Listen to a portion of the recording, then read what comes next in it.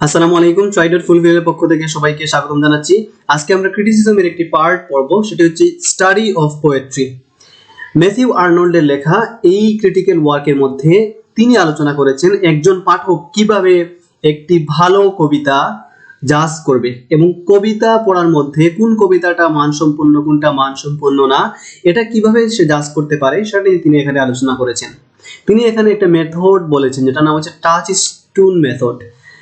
এই মেথডের মাধ্যমে একজন পাঠক সে জাজ করতে পারবে যে কোন কবির লেখাটা মানসম্মত হয়েছে অথবা কোন কবির লেখাটা মানসম্মত হয়নি। ওকে, আমরা অল ইন ওয়ান থেকে পড়ছি, যাদের অল ইন ওয়ান আছে তারা বই বের করতে পারো এবং আমি অনুরোধ করব ফার্স্ট থেকে লাস্ট পর্যন্ত মনোযোগ সহকারে শোনার জন্য, কারণ ক্রিটিসিজম বিষয়টা আমাদের কাছে একটু জটিল, তবে মনোযোগ দিয়ে পড়লে এগুলো অনেক সহজ হয়। তো এটা মনোযোগ দিয়ে শোনার জন্য সবাইকে অনুরোধ করছি। শুরু করছি। Summary and analysis of the study of poetry. A study of poetry is a critical essay by Matthew Arnold. এটা ম্যাথিউ আর্নল্ডের একটা ক্রিটিক্যাল ওয়ার্ক, তিনি এটা সমালোচনা করেছেন পোয়েট্রি এর। In this essay, Arnold criticizes the art of poetry as well as the art of criticism. এখানে তিনি শুধুমাত্র কবিতার শিল্প অথবা কবিতা লেখার চর্চাটাকে সমালোচনা করেননি, সাথে সাথে তিনি সমালোচনা বিষয়টাকেও সমালোচনা করেছেন। একজন সমালোচক কিভাবে সমালোচনা করবে না করবে সেটাও তিনি সমালোচনা করেছেন বা আলোচনা করেছেন। এখানে তোর একটা জটিল মনে হচ্ছে সমালোচনার সমালোচনা। Arnold believes that the art of poetry is capable of high ডেস্টিনিজ।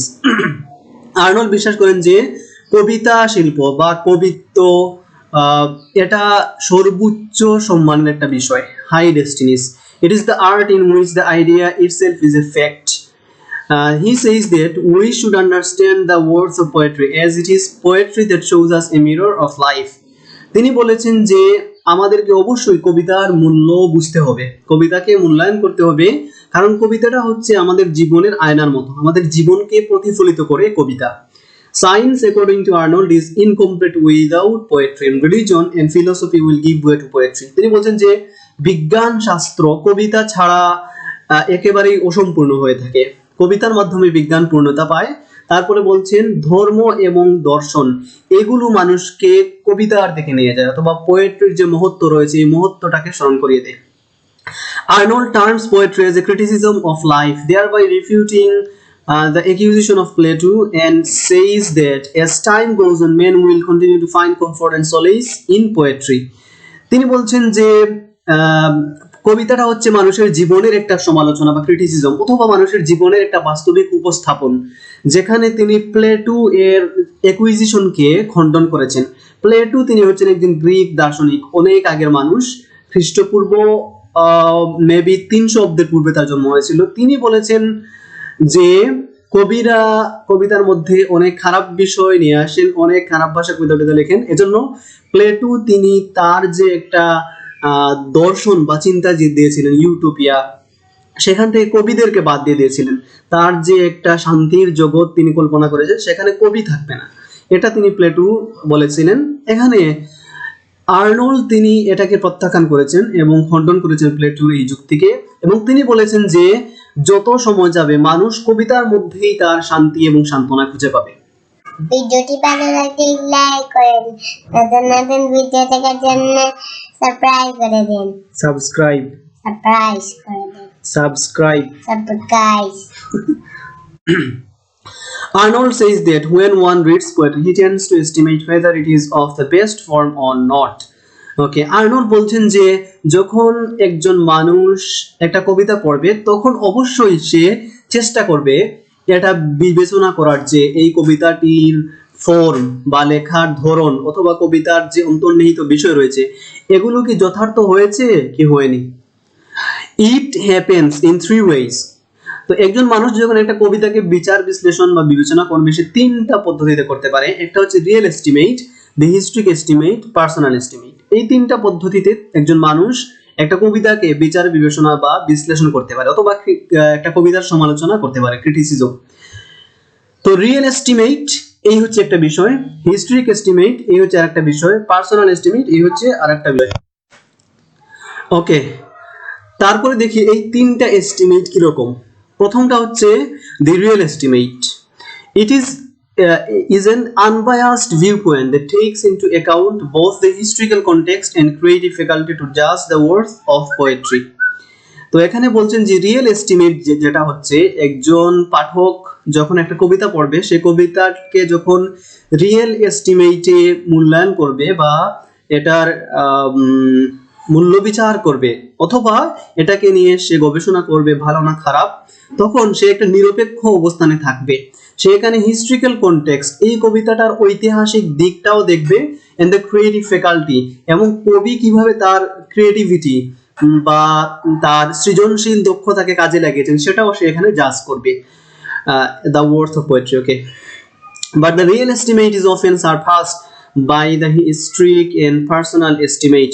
তো এখানে বলছেন যে অনেক সময় এই রিয়েল এস্টিমেটটা হয় হিস্ট্রিক এস্টিমেটের দিকে চলে যায় অথবা পাঠক সেই হিস্ট্রির দিকে বেশি মনোযোগ দিয়ে ফেলে অথবা কোনো সময় পার্সোনালের দিকে বেশি মনোযোগ দিয়ে ফেলে। তো এখানে এই রিয়েল এস্টিমেটটা যথার্থভাবে অনেক সময় হয় না। দি হিস্ট্রিক এস্টিমেট প্লেস। ওকে, তাহলে আমাদের রিয়েল এস্টিমেট গেল, এটার মানে হচ্ছে একজন পাঠক যখন একটা কবিতা বিবেচনা করবে তখন সে ঐতিহাসিক দিকটাও দেখবে আবার তার পার্সোনাল বিচার বিবেচনাটাকেও দেখবে। তারপরে আসি হিস্ট্রিক এস্টিমেটটা কি। The historic estimate places the historical context above the value of art itself. তো ঐতিহাসিক বিবেচনা যেটা হচ্ছে সেটা ইতিহাসগত দিক, একটা কবিতার ঐতিহাসিক মূল্যটাকে বেশিভাবে বিচার করবে, এটার নাম হচ্ছে historic estimate. The personal estimate on the other hand depends on the personal taste, likes, dislikes of the reader which affects his judgment of poetry. আর পার্সোনাল এস্টিমেটটা হচ্ছে একজন পাঠক তার যে নিজস্ব একটা চিন্তা চেতনা, তারপরে তার আগ্রহ, তার পছন্দ, এইগুলো দিয়ে সে একজন কবির কবিতাকে বিবেচনা করবে, এটা নাম হচ্ছে personal estimate. Okay, Arnold says that both this estimates tend to be fallacious. তিনি বলেন যে শেষের দুইটা যে এস্টিমেট রয়েছে হিস্ট্রিক্যাল আর পার্সোনাল, এই দুইটা অনেকটাই হচ্ছে এগুলো ঝুঁকিপূর্ণ বা প্রতারণাপূর্ণ, এগুলো তেমন সঠিক হয় না। ওকে, তাহলে আমরা তিনটা এস্টিমেট পেলাম। প্রথম হচ্ছে রিয়েল এস্টিমেট, মানে হচ্ছে এখানে হিস্ট্রিও থাকবে আবার একজন পাঠকের পার্সোনাল বিচার বিবেচনা থাকবে। তারপরে আসে হিস্ট্রিক্যাল এস্টিমেট, এখানে একজন পাঠক কবিতার ঐতিহাসিক দিক বিবেচনা করে এটাকে মূল্যায়ন করবে। তারপরে রিয়েল পার্সোনাল এস্টিমেট, এখানে একজন পাঠক সে তার নিজের যে টেস্ট, নিজের আগ্রহ, ভালো লাগা খারাপ লাগা এইগুলো দিয়ে একটা কবিতাকে বিবেচনা করবে। হয়েছে, তারপরে আমরা যাই এরপরে তিনি কি আলোচনা করেছেন।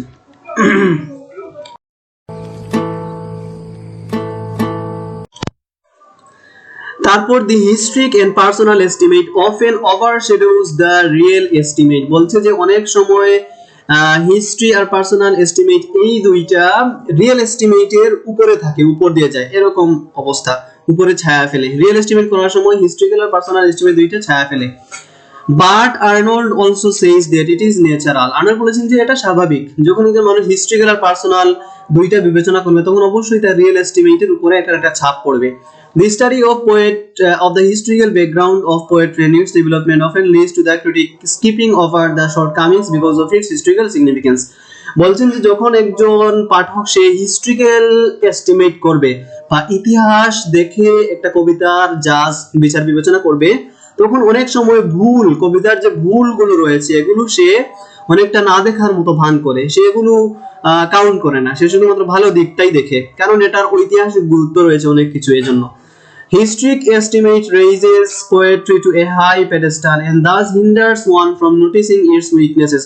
যেহেতু ঐতিহাসিক কবিতাগুলোর অনেক বেশি মূল্য রয়েছে, হাই পেডেস্টাল মানে উচ্চ অবস্থান রয়েছে, এজন্য যে ক্রিটিক রয়েছে অথবা যে পাঠক রয়েছে সে যখন এটা নিয়ে বিবেচনা করবে তখন সে তার যে দুর্বল দিকগুলো রয়েছে এই কবিতাগুলোর সেগুলো অনেকটা সে স্কিপ করে যাবে। ওকে, ফ্রম নোটিসিং ইটস উইকনেসেস। আর এই যে তার ঐতিহাসিক গুরুত্ব এর কারণে একজন পাঠককে এই গুরুত্বটা এর দুর্বলতাগুলো বিবেচনা করতে তাকে বাধা দেয়। It is the historic estimate that leads to the creation of classics and raises the poet to a nearby godlike standard. তো এই হিস্ট্রিক্যাল এস্টিমেটের কারণে ক্লাসিক্স তৈরি হয়েছে, ক্লাসিক্স বা উৎকৃষ্ট রচনা তৈরি হয়েছে, এবং ক্লাসিক্স বলতে এখানে গ্রিক আর ল্যাটিন ভাষার লেখাগুলোকে বোঝায়। আমাদের ক্লাসিক্স ইন ট্রান্সলেশন সাবজেক্ট রয়েছে, এগুলো সবগুলো হচ্ছে গ্রিক আর ল্যাটিন ভাষার লেখা, সেগুলো অনুবাদ করে ইংরেজিতে দেওয়া হয়েছে। তো হিস্ট্রিক্যাল এস্টিমেটে এই ক্লাসিক্স গুলো অনেক বেশি মূল্যবান, গুরুত্বপূর্ণ, raises the poet to a nearly god like standard. আর ওই ক্লাসিক্স যে লেখাগুলো রয়েছে ওই লেখাগুলোর বিবেচনায় একজন কবিকে দেবতার মতো দেখা হয়। Arnold says that if a poet is truly a classic, his poetry will give the reader real pleasure. যখন আর্নল্ড বলছেন যে যদি একজন কবির লেখাগুলো ক্লাসিক হয় বা উৎকৃষ্ট ধরনের লেখা হয়, তখন একজন পাঠক সে প্রকৃত আনন্দ পায় এগুলো পড়ার পরে। enable him to compare and contrast other poetry which are not of the same high standard. এবং যখন একজন পাঠক সে খুবই উৎকৃষ্ট মানের কবিতা পড়ে, তখন সে অন্যান্য যে কবিতাগুলো রয়েছে সেগুলো কি উৎকৃষ্ট নাকি উৎকৃষ্ট না এটা সে বিচার করতে পারবে। কারণ হচ্ছে আগে সে একটা উৎকৃষ্ট কবিতা পড়েছে, সেটা দিয়েই সে পরের কবিতাগুলো বিচার বিশ্লেষণ করতে পারে। ওকে, তারপরে this according to Arnold is the real estimate of poetry, এটাকে বলা হচ্ছে real estimate. Das Arnold appeals to his readers to read classics with an open eye and not to be blind to its faults. তিনি বলছেন যে তার পাঠকদেরকে classics যেগুলো রয়েছে, Greek Latin ভাষার যে উৎকৃষ্ট কবিতা রচনাগুলো রয়েছে সেগুলোকে তারা যাতে তাদের বাস্তব চোখ দিয়ে পড়ে এবং সেগুলোর ফল্টগুলো তারা দেখে, not be blind to its fault, ভুলগুলো দেখার সময় তারা অন্ধ হয়ে যাবে, তো ভুলগুলো স্কিপ করা যাবে, এরকম যেন না করে। This will enable one to read poetry with its proper value. আর এটা করলে তারা একটা কবিতাকে তার যথার্থ মূল্য দিতে পারবে অথবা তার যথার্থ মূল্য বিশ্লেষণ করতে পারবে। Arnold here speaks about the idea of imitation. ওকে, আমাদের একটা পয়েন্ট চলে গেল, সেটা হচ্ছে এস্টিমেট। এটা হচ্ছে একটা টার্ম, খাতার মধ্যে নোট করে রাখতে পারো যারা নোট করছো সাথে সাথে। এরপরে আসছে আমাদের ইমিটেশনের বিষয়টা, আরেকটা থিম এই রচনার। আর্নল্ড এখন ইমিটেশন নিয়ে আলোচনা করছেন। He says that whatever one reads or knows keeps on coming back to him. He says that whatever one reads or knows keeps on coming back to him.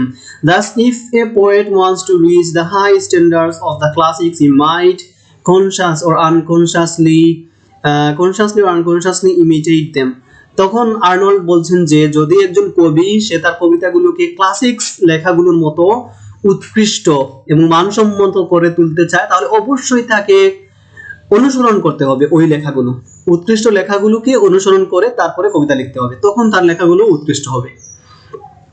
This is also true for critics who tend to revert to the historic and personal estimate instead of an unbiased real estimate. বলছেন যে this is also true for critics who tend to revert to the historic estimate or personal estimate instead of an unbiased real estimate. তো বলছেন যে এগুলো ওই ক্রিটিকদের জন্য সত্য, অথবা ওই ক্রিটিকরাও এগুলোর আওতায় পড়েন যারা হিস্ট্রিক্যাল আর পার্সোনাল এস্টিমেটকে বেশি বিবেচনা করেন রিয়েল এস্টিমেট থেকে। মানে যারা হচ্ছে ক্রিটিক তারাও এরকম করবেন যে উৎকৃষ্ট লেখাগুলোর মতো তারা অন্য লেখাগুলোকে বিবেচনা করবেন। The historic estimate affects the study of ancient poets, while the personal estimate affects the study of modern or contemporary poets. বলছে হিস্ট্রিক এস্টিমেটে যখন একজন মানুষ বিবেচনা করবে একটা লেখা উৎকৃষ্ট না অনুৎকৃষ্ট, তখন সে অবশ্যই প্রাচীন যারা লেখক ছিলেন অথবা আগের যুগের লেখক ছিলেন তাদের কবিতাগুলোকে মানদণ্ড হিসেবে প্রয়োগ করবে। আর যখন হচ্ছে একজন মানুষ পার্সোনাল এস্টিমেট মানে যে পছন্দ হিসেবে একটা কবিতাকে জাজ করবে, তখন সে মডার্ন বা কন্টেম্পোরারি পোয়েটদের লেখাগুলোকে তার মানদণ্ড হিসেবে দেখবে অথবা এগুলো নিয়ে সে বেশি জাজ করবে। ভিডিওটি ভালো লাগলে লাইক করেন, নতুন নতুন ভিডিও দেখার জন্য সাবস্ক্রাইব করে দিন।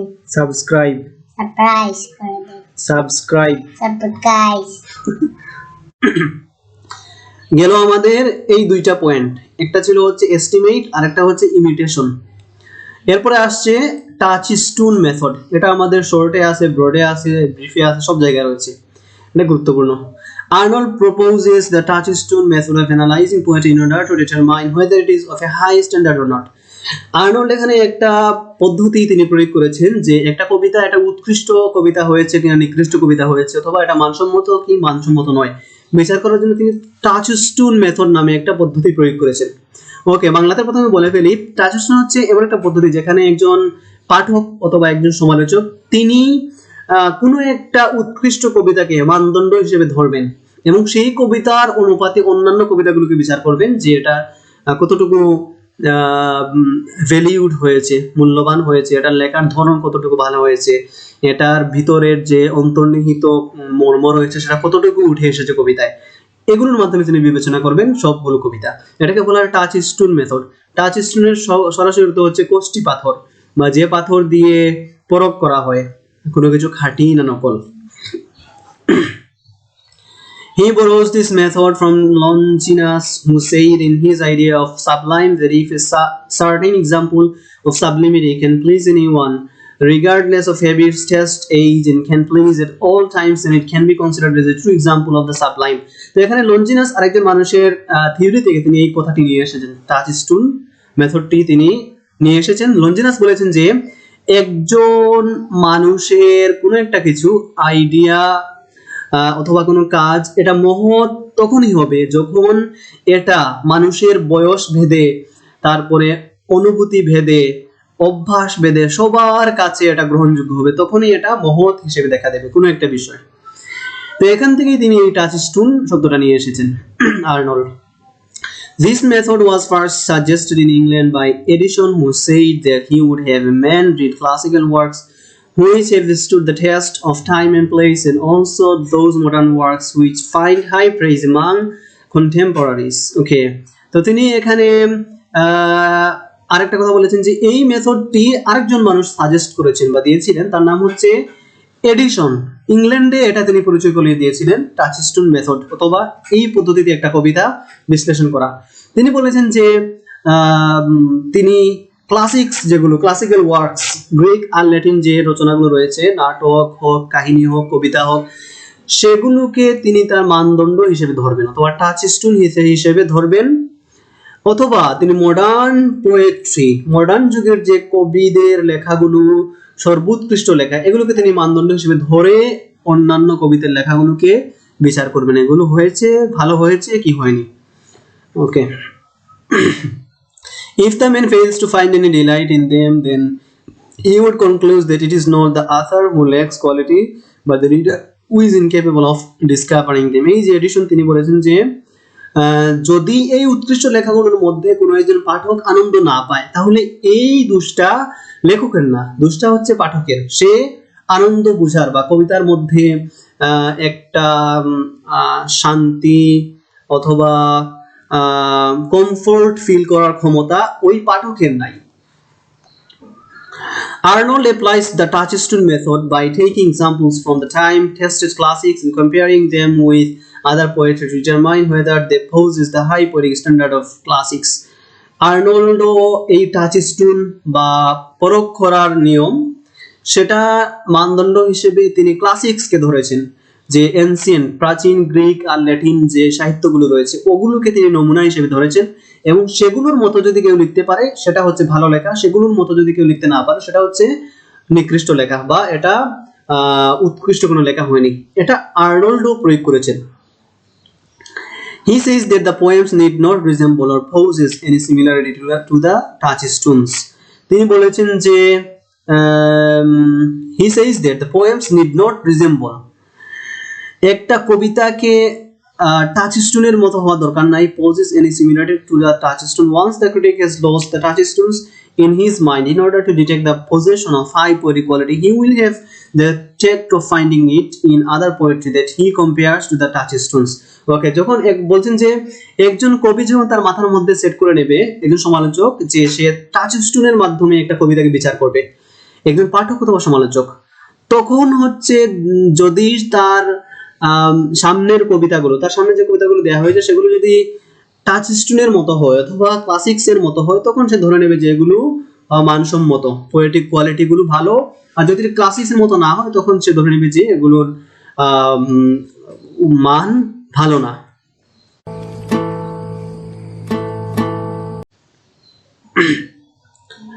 সে টাচস্টোনের সাথে এগুলোর তুলনা করবে। Arnold quotes Homer, Dante, Shakespeare and Milton in an attempt to exemplify touchstone poetry. তো আর্নল্ডও তিনি প্রয়োগ করেছেন, তিনি এখানে হোমারের, ডান্টে, শেক্সপিয়ার, মিল্টন তাদের কথা এখানে আলোচনা করেছেন তার টাচস্টোন পোয়েট্রি এর ব্যাখ্যা দেওয়ার জন্য। He says that the examples he has quoted are very dissimilar to one another, but they all possess a high poetic quality. তিনি বলছেন যে এই যে কবিগুলোর কবিতাকে তিনি এখানে টাচস্টোন হিসেবে ধরেছেন, এগুলো একটার সাথে আরেকটা সম্পর্কিত না, কিন্তু তাদের প্রত্যেকের কবিতায় হচ্ছে হাই কোয়ালিটির কবিতা, অনেক উৎকৃষ্ট কবিতা। He says that a critic need not labor in vain trying to explain the greatness of poetry. He can do so by merely pointing at some specimens of the highest poetic quality. তিনি বলছেন যে একজন সমালোচক একটা কবিতাকে বিশ্লেষণ করতে করতে ভাঙতে ভাঙতে অনেক কষ্ট করে এটার মান নির্ণয় করার কোনো প্রয়োজন নাই। সে যদি সে যদি কোনো একটা নমুনা ধরে নেয় অথবা টাচস্টোন ধরে নেয় উৎকৃষ্ট একজন লেখকের কবিতাকে এবং সেই কবিতার অনুপাতে অন্যান্য কবিতাগুলোকে বিচার বিশ্লেষণ করে, তখন এটা অনেক সহজ হয়ে যায় তার জন্য একটা কবিতার মান বের করা, এটা কি উন্নত মানের না অনুন্নত মানের। ওকে, Arnold says that the high quality of poetry lies in its matter and manner. তিনি বলেছেন যে একটা কবিতা হাই কোয়ালিটির হয়েছে কি হয়নি সেগুলো নির্ভর করবে এটা লেখার ম্যাটার, যে বিষয়ে কবি কবিতা লিখেছে সেই বিষয়ের উপরে, এবং ইটস ম্যানার তার লেখার স্টাইলের উপরে। He then goes to Aristotle's observation and says that the best form of poetry possesses high truth and seriousness that makes up its subject matter along with superior diction that makes its manner. আমি এখানে দাগ দিয়ে রেখেছি, underline করে রেখেছি, যেগুলো point এগুলো খাতার মধ্যে লিখে রাখতে পারো, যে একটা বেস্ট পোয়েট্রি নির্ণয় করতে হলে এটার হাই ট্রুথ থাকতে হবে, এর ভিতরের যে লেখাগুলো রয়েছে এগুলোর মধ্যে সত্যতা থাকতে হবে, সিরিয়াসনেস, একজন কবির আন্তরিকতা থাকতে হবে কবিতার মধ্যে, সে আন্তরিক দৃষ্টিভঙ্গি দিয়ে কবিতাটি লিখবে। তারপরে ডিকশন, কবিতার যে কথাগুলো থাকবে এগুলো থাকবে উৎকৃষ্ট মানের, সুপেরিয়র ডিকশন। তারপরে হচ্ছে এর ম্যানার, স্টাইলটা হবে অনেক ভালো, দ্যাট মেক্স ইটস ম্যানার, এবং এই ডিকশনটাই তার ম্যানার বা কবিতার ধরনটাকে উৎকৃষ্ট করে তুলবে। However, Arnold mentions that the true force of this method lies in its application. তিনি বলছেন যে এই যে পদ্ধতিটা এটার প্রয়োগের উপরে নির্ভর করবে কতটুকু ভালো বিচার বিবেচনা করা হয়েছে কি হয়নি। তো টাচস্টোন মেথডটা যখন একজন সমালোচক অথবা একজন পাঠক প্রয়োগ করবে তখনই বুঝতে পারবে যে এটা কতটুকু উন্নত মানের কবিতা অথবা কতটুকু অনুন্নত মানের কবিতা। তো এখানে আমরা পেলাম যে এরিস্টটলের অবজারভেশন, তিনি বলেছেন যে একটা কবিতা তখনই উৎকৃষ্ট হবে যখন এটার মধ্যে হাই ট্রুথ থাকবে, সিরিয়াসনেস থাকবে, সুপেরিয়র ডিকশন থাকবে আর ম্যানারটা ভালো থাকবে। He therefore urges critics to apply the Touchstone method to analyze and rate poetry. তিনি বলছেন যে সবাইকে যে টাচস্টোন পদ্ধতিটা প্রয়োগ করার জন্য। Arnold then speaks about French poetry which laid a tremendous influence on the poetry of England. তিনি ফ্রেঞ্চ পোয়েট্রির কথা বলেছেন যে ফ্রেঞ্চ পোয়েট্রি ইংলিশ পোয়েট্রির উপরে অনেক প্রভাব ফেলেছে।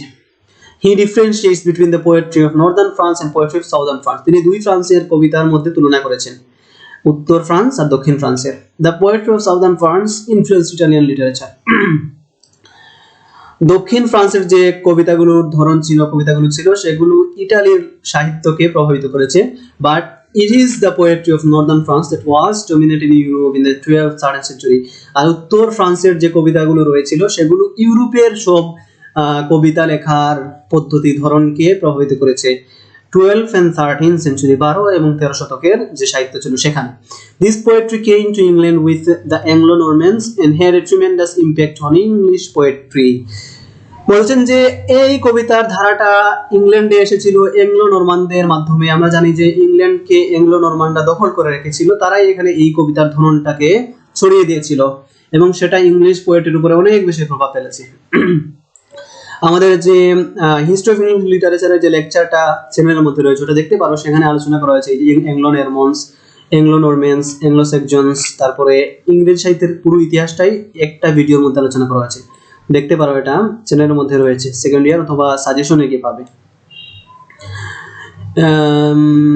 It was the Romance poems of France that was popular during that time. তো romance ধর্মী যে কবিতাগুলো ছিল সেগুলো অনেক জনপ্রিয় ছিল ফ্রান্সে।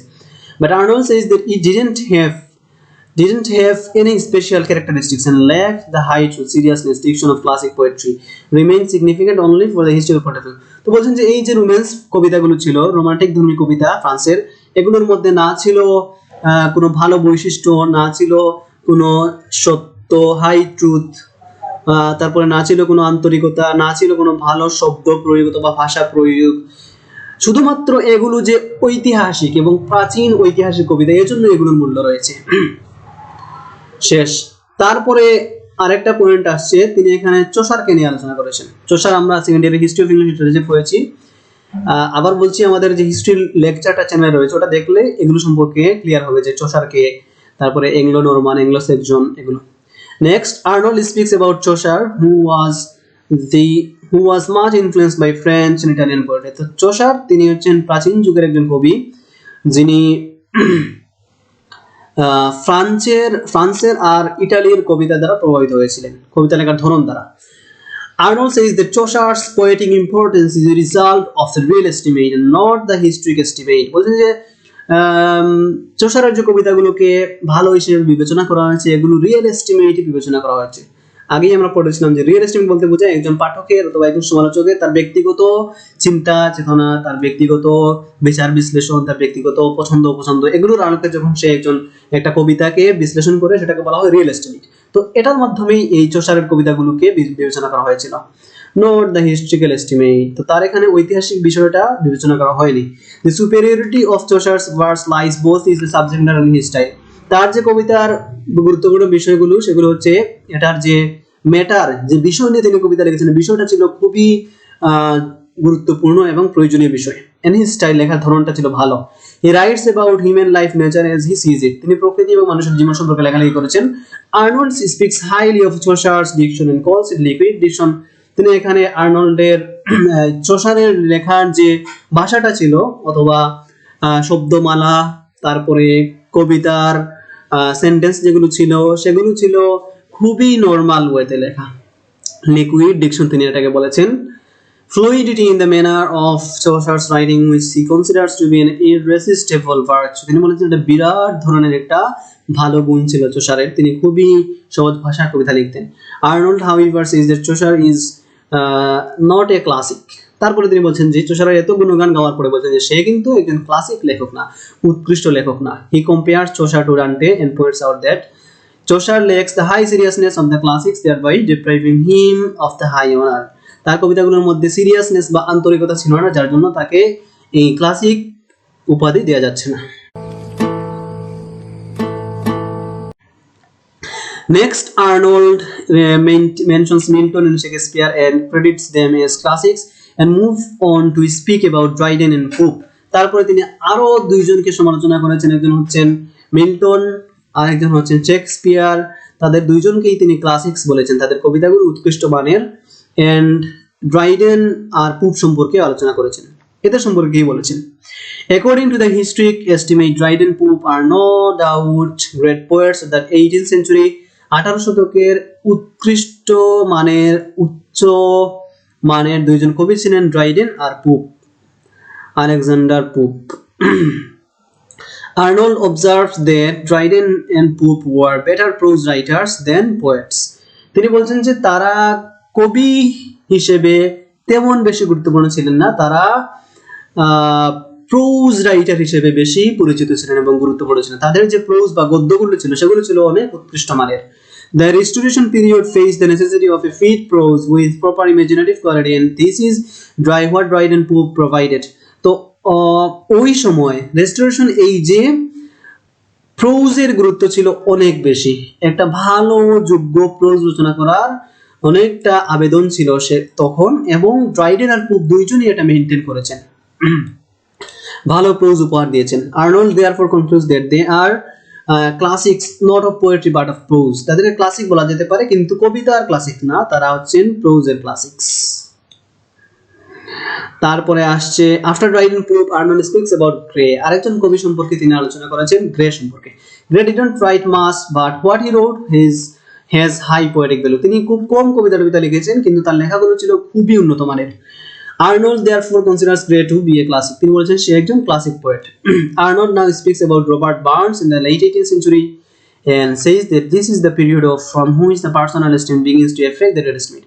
তিনি 18 শতকের শেষের দিকের কবি রবার্ট বার্নস সম্পর্কে আলোচনা করেছেন, বলছেন যে এই সময় থেকে মানুষ হিস্ট্রিক এস্টিমেট আর রিয়েল এস্টিমেট বাদ দিয়ে পার্সোনাল এস্টিমেটে কবিতা বিবেচনা শুরু করেছে। পার্সোনাল বলতে তার ব্যক্তিগত ভালো লাগা না লাগা এগুলো দিয়ে সে কবিতা বিবেচনা করা শুরু করেছে। Burns according to Arnold is a better poet in Scottish than in English. Robert Burns তিনি স্কটিশ ভাষায় ভালো কবিতা লিখেছেন ইংলিশ ভাষায় যেগুলো লিখেছেন সেগুলো থেকে। Like Chaucer, Arnold doesn't consider Burns to be a classic, তিনি তাকে ক্লাসিক বলে স্বীকৃতি দিচ্ছেন না। He says that Burns too lacks the high seriousness desired of poetry, তিনিও উচ্চ আন্তরিকভাবে কবিতা লিখতে ব্যর্থ হয়েছেন। He compares Burns to Chaucer and finds that Burns' manner of presentation is cheaper than that of Chaucer, তিনি চৌসারের সাথে বার্নের চরিত্র তুলনা করেছেন এবং বলছেন যে তার কবিতার উপস্থাপনা বা ম্যানার বা স্টাইলটা চৌসার থেকে অনেক ভালো। According to the real estimate, Burns lacks of high seriousness of the classics, but his poetry nevertheless is truthful substance and style. যদিও তার কবিতাগুলোকে ক্লাসিক্স বলা যাচ্ছে না কারণ তিনি এখানে সিরিয়াসনেস প্রয়োগ করেননি লেখার মধ্যে, কিন্তু তার কবিতাগুলোর মধ্যে সত্যতা ছিল, উচ্চ সত্যতা ছিল, তারপরে স্টাইলটা ছিল অনেক ভালো। Then Arnold moves on to speak about Byron, Shelley, Wordsworth, এদের শেষ আসছে আরো তিনজন। বেরন সম্পর্কে কথা বলেছেন, শেলি সম্পর্কে, ওয়ার্ডসওয়ার্থ সম্পর্কে, but doesn't pass any judgement on their poetry, তাদের কবিতাগুলো নিয়ে আলোচনা করেননি। Arnold believes that his estimate of these poets will be influenced by his personal passion as they are closer to his age than the classics, and also because their writings are of a more personal nature. তিনি বলেছেন যে এই বেরন, Shelley, Wordsworth তাদের কবিতা নিয়ে তিনি কোনো আলোচনা করেননি কারণ তিনি বলেছেন এরা তার প্রায় সমবয়সী লেখক, তার যুগের প্রায় কাছাকাছি যুগের মানুষেরা বেরন, শেলি আর ওয়ার্ডসওয়ার্থ, এজন্য এদেরকে নিয়ে তিনি বক্তব্য দিলে সেটা পক্ষপাত দুষ্ট হয়ে যাবে, এজন্য তাদের সম্পর্কে তিনি বক্তব্য দেননি এবং তাদের কবিতাগুলো অনেকটা পার্সোনাল বিষয় নিয়ে লেখালেখি হয়েছে। Finally, Arnold speaks about self-preservation of the classics. Any amount of good literature will not be able to surpass the supremacy of classics as they have already stood the test of time and people will continue to enjoy them for the ages to come. তিনি বলছেন যে একজন লেখকের লেখা যতই উৎকৃষ্ট হোক, যতই উন্নত মানের হোক, ক্লাসিক্সের থেকে উন্নত হতে পারবে না। ক্লাসিক্স বলতে প্রাচীন গ্রিক, ল্যাটিন ভাষা লেখা সাহিত্যগুলোকে বোঝায়, কারণ এই লেখাগুলো সবচাইতে উৎকৃষ্ট, এগুলো যুগ যুগ ধরে উৎকৃষ্ট হিসেবে বিবেচিত হয়ে আসছে, এজন্য এগুলোর উপরে কারো লেখাই হতে পারে না। Arnold says that this is the result of the self-preserving nature of humanity. Human nature will remain the same throughout the ages, and those poets of the classics dealing with the subject will remain relevant at all times, thus preserving themselves from being lost in time. তিনি বলছেন যে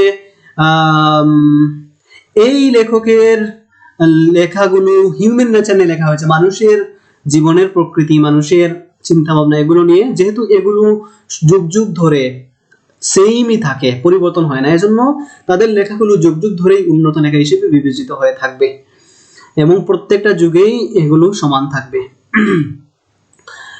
এই হচ্ছে আমাদের study of poetry, এখানে সমাপ্ত হলো। যারা কষ্ট করে ধৈর্য ধরে লেকচারটি শুনেছো, আমি মনে করবো এখানে আর কোনো ধরনের সমস্যা থাকবে না। যদি কোনো সমস্যা থাকে, কোনো কিছু বুঝতে অসুবিধা হয়, তাহলে অবশ্যই কমেন্ট এগুলো জানিয়ে দেবে, চেষ্টা করবো সেগুলোরও উত্তর দেওয়ার তোমাদের। আর অবশ্যই যে সকল ফ্রেন্ডরা এই চ্যানেল সম্পর্কে জানে না তাদেরকে এটা জানিয়ে দেবে, দরকার হলে তাদেরকে লিঙ্কটা দিয়ে দেবে, তারা এগুলো লেকচারগুলো শুনে উপকৃত হবে এবং অবশ্যই চ্যানেলগুলো সাবস্ক্রাইব করে রাখবে। ধন্যবাদ সবাইকে। ভিডিওটি ভালো লাগলে লাইক করেন, নতুন নতুন ভিডিও দেখার জন্য সাবস্ক্রাইব করে দিন।